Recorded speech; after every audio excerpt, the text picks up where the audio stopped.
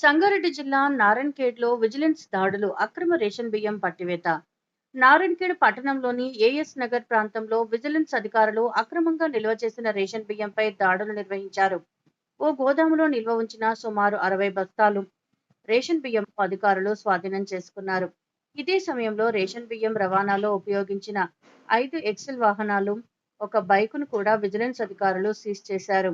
ఈ దాడుల గురించి అధికారులు ఇంకా పూర్తి వివరాలు వెల్లడించాల్సి ఉంది. ఈ ఘటనతో రేషన్ దుర్వినియోగంపై చర్చ మొదలయ్యింది. అధికారుల నుంచి దర్యాప్తు కొనసాగుతోంది. Vigilance and civil supplies Hyderabad ఈరోజు మాకు ఉదయం 9:45 ఆ టైం లోపల నమ్మదగిన సమాచారం వచ్చింది. ఏంటి అంటే విఠల్ అనే వ్యక్తి ఈ నారాయణఖేడ్లో ఏఎస్ నగర్లో ఉంటాడు. ఆయన పీడిఎస్ రైస్ కొంటూ పబ్లిక్ నుండి, అంటే వేరే మోపెడ్స్ ద్వారా వచ్చే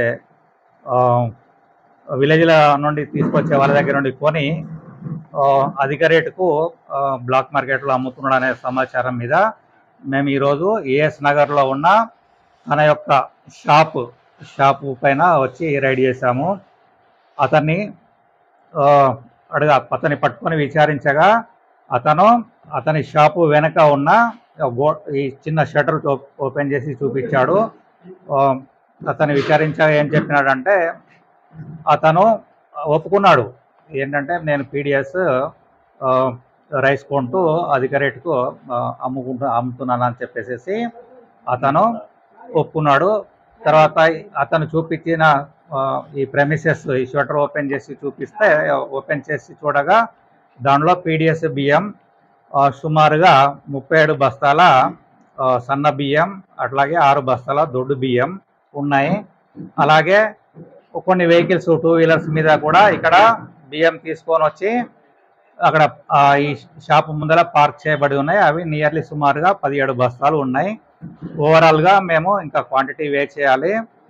అప్రాక్సిమేట్గా 30 క్వింటాల్స్ ప్లస్ క్వాంటిటీ పీడిఎస్ బియ్యం ఉందని చెప్పేసి అనుకుంటున్నాము. దీనిపైన పంచనామా నిర్వహించి పోలీస్ స్టేషన్లో కంప్లైంట్ ఇచ్చి చట్ట ప్రకారం చర్య తీసుకుంటాము. Thank you.